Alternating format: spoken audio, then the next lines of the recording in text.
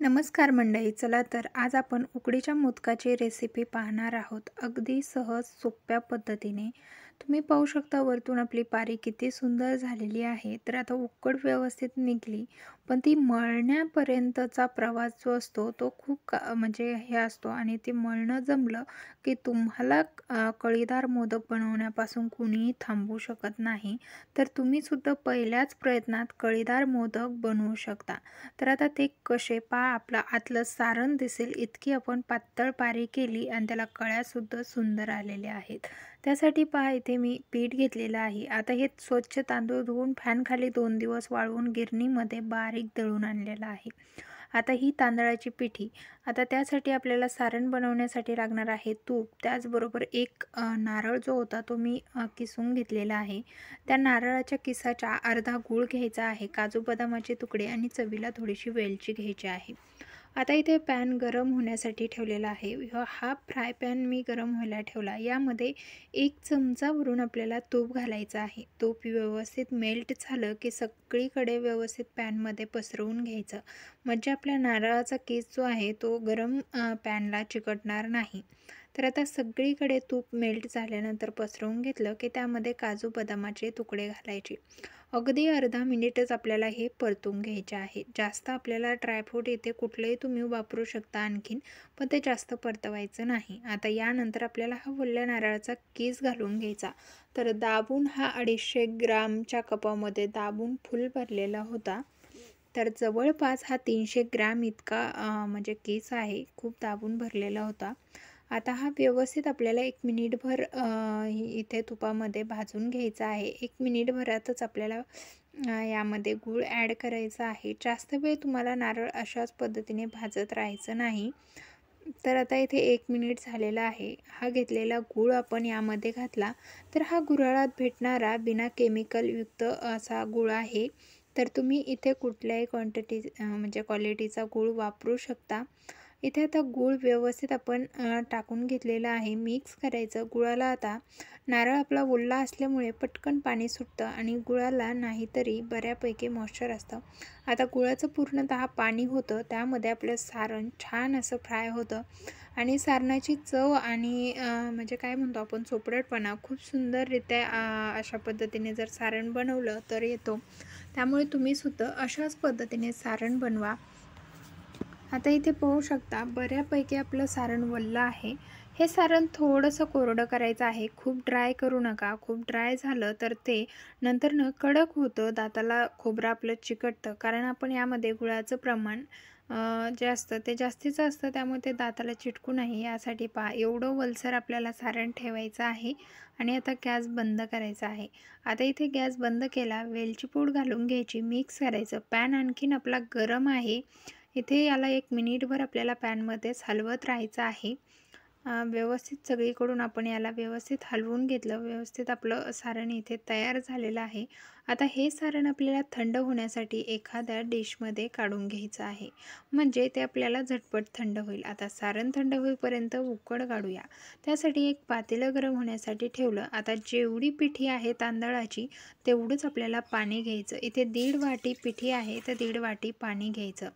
आता पीठ जे आहे ते सोजेच्या चाळणीने मी चांगलं चाळून घेतलेलं आहे.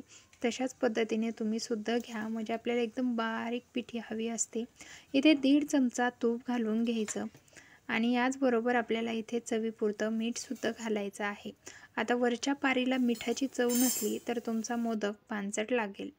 तर कुठल्याही गोडाच्या पदार्थामध्ये पारीमध्ये मीठ असायला हवं.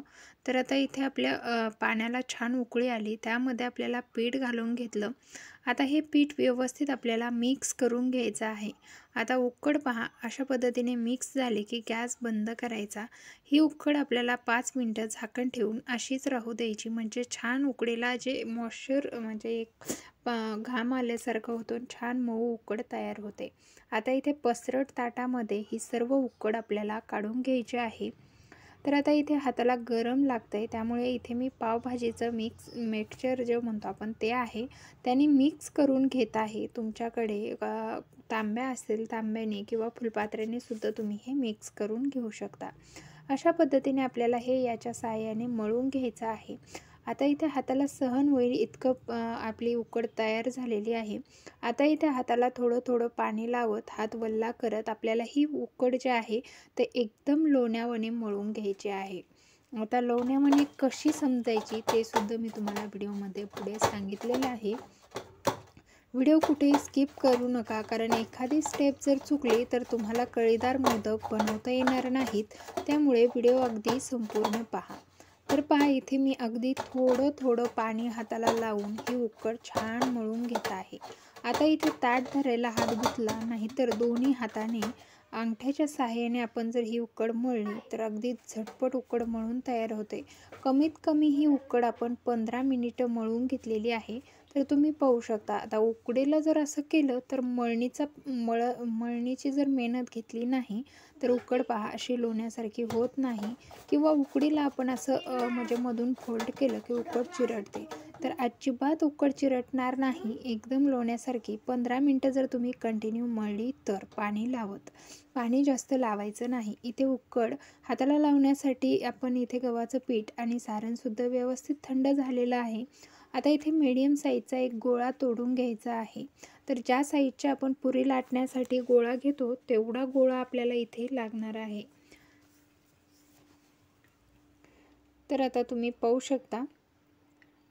आता याला आपल्याला पीठ लावायचं आहे. हाताला पीठ लावून याची छान हातावरच मी पारी तयार करून घेणार आहे. तुम्हाला जर हातावर पारी तयार करता येत नसेल तर तुम्ही पारी लाटून सुद्धा घेऊ शकता, पण लाटलेल्या पारीच्या कळ्या पाडणं तुम्हाला आणखीन मुश्किल होईल. त्यामुळे शक्यतो तुम्ही हाताने बनवलेल्या पारीची कळी जी आहे ते पाडणं खूप सोपं जातं. आणि हातावर पारी जशा पद्धतीने आपण हे करतो, पुरणाच्या पोळीसाठी जो पारी तयार करतो तशाच पद्धतीने आपल्याला याची सुद्धा करायची आहे. आणि ही उकड घेतलेली असल्यामुळे उलट हे व्यवस्थित मळून घेतलेलं आहे. उकडसुद्धा आपण काढलेली आहे. त्यामुळे हे पीठ काही तुटायचे अजिबात चान्सेस नसतात, चिटकत नाही. त्यामुळे तुम्ही हाताला थोडं थोडं पीठ लावून पातळ पारी तयार करून घेऊ शकता. ज्या पद्धतीने तुम्ही व्हिडिओमध्ये पाहत आहात अशाच पद्धतीने तुम्हाला सुद्धा पारी तयार करून घ्यायची आहे.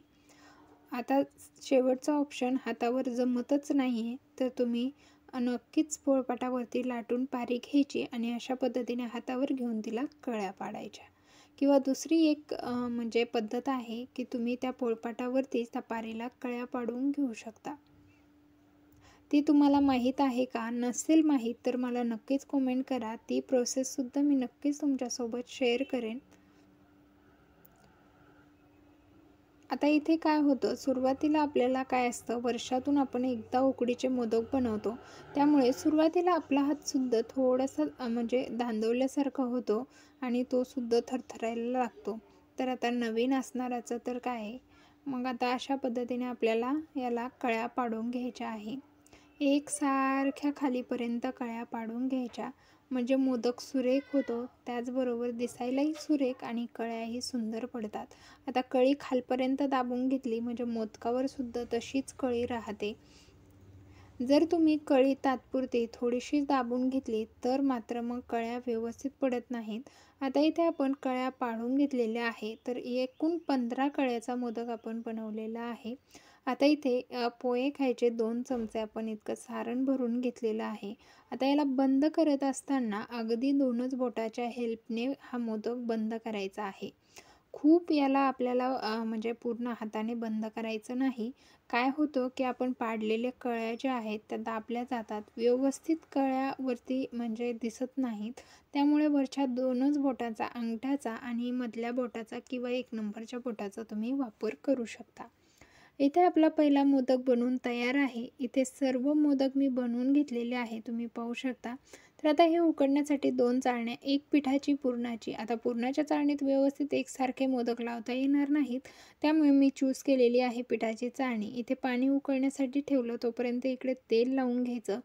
तेल लावल्याने आपले मोदक खाली चिकटत नाहीत. आता इथे बसतील एवढे, मावतील एवढे मोदक ठेवून घेतले आता 2 मोदकाला पुन्हा उकळणं शक्य नाही. त्यामुळे मी ते 2 मोदकसुद्धा दिसतंय त्या जागेवरती ठेवून घेतले. तुम्हाला दाखवणं विसरून गेलं, पण इथे पहा मी मोदक अशा पद्धतीने ठेवून घेतले होते. 15 मिनिटे मोदक उकडून झालेले आहेत. 15 मिनिटामध्ये परफेक्ट असे आपले मोदक उकडून तयार आहेत. तर मस्त असे मोदक तयार झालेले आहेत. जिभेवर ठेवता विरघळतात. खरंच एकदा नक्कीच अशा पद्धतीने बनवून पहा. चॅनलवरती नवीन असाल तर सबस्क्राईब, लाईक, शेअर आणि त्याचबरोबर तुम्ही अशाच नवनवीन रेसिपीजसाठी बेल आयकॉनला प्रेस करायला विसरला असाल तर लगेच करून घ्या. भेटूया नवीन एका रेसिपीसह. तोपर्यंत मस्त खा, मजेत राहा आणि अशाच नवनवीन रेसिपीज माझ्या पाहत राहा. त्यामुळे आर केस रेसिपी चॅनलला सबस्क्राईब केल्याशिवाय कुणीही जाऊ नका. धन्यवाद.